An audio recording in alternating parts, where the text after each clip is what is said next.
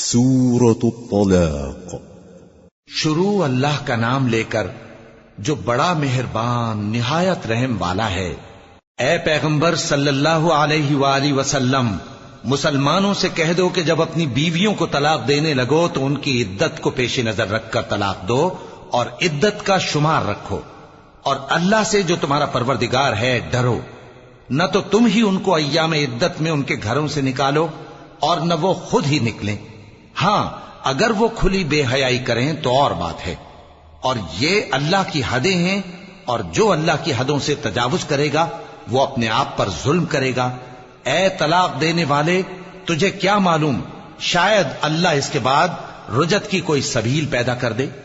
پھر جب وہ اپنی میعاد یعنی عدت ختم ہونے کے قریب پہنچ جائیں تو یا تو ان کو اچھی طرح سے زوجیت میں رہنے دو یا اچھی طرح سے علیحدہ کر دو،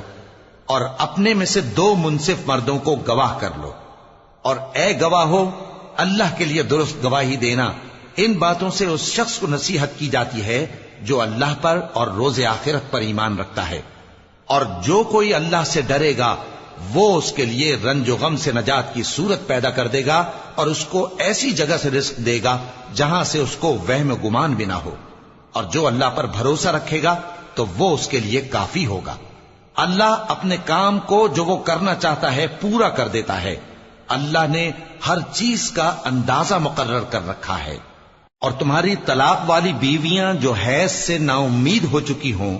اگر تم کو ان کی عدت کے بارے میں شبہ ہو تو ان کی عدت 3 مہینے ہے،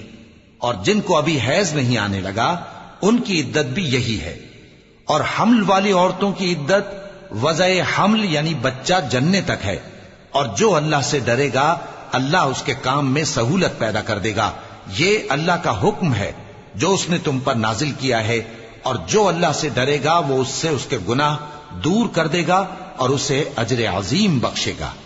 طلاق والی عورتوں کو ایام عدت میں اپنی حیثیت کے مطابق وہیں رکھو جہاں خود رہتے ہو، اور ان کو تنگ کرنے کے لیے تکلیف نہ دو، اور اگر وہ حمل سے ہوں تو بچہ پیدا ہونے تک ان کا خرچ دیتے رہو۔ پھر اگر وہ بچے کو تمہارے کہنے سے دودھ پلائیں تو ان کو ان کی اجرت دے دو، اور بچے کے بارے میں پسندیدہ طریق سے موافقت رکھو، اور اگر باہم ضد اور نا اتفاقی کرو گے تو بچے کو اس کے باپ کے کہنے سے کوئی اور عورت دودھ پلائے گی۔ صاحب وسعت کو اپنی وسعت کے مطابق خرچ کرنا چاہیے، اور جس کے رزق میں تنگی ہو جتنا اللہ نے اس کو دیا ہے وہ اس کے موافق خرچ کرے۔ اللہ کسی کو زیر بار نہیں کرتا مگر اسی کے لحاظ سے جتنا اس کو دیا ہے، اور اللہ ان قریب تنگی کے بعد آسانی کر دے گا۔ اور بہت سی بستیوں کے رہنے والوں نے اپنے پروردگار اور اس کے پیغمبروں کے احکام سے سرکشی کی تو ہم نے ان کو سخت حساب میں پکڑ لیا، اور ان پر ایسا عذاب نازل کیا جو نہ دیکھا تھا نہ سنا، سو انہوں نے اپنے کاموں کی سزا کا مزہ چکھ لیا،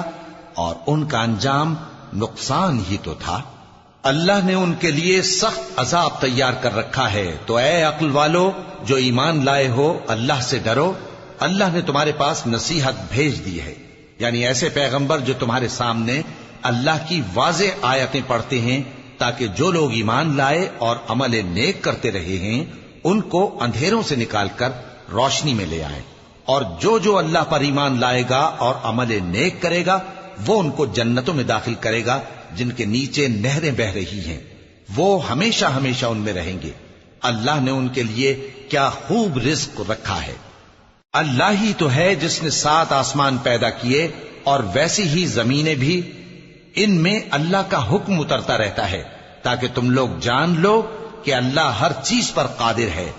اور یہ کہ اللہ اپنے علم سے ہر چیز کا احاطہ کیے ہوئے ہے۔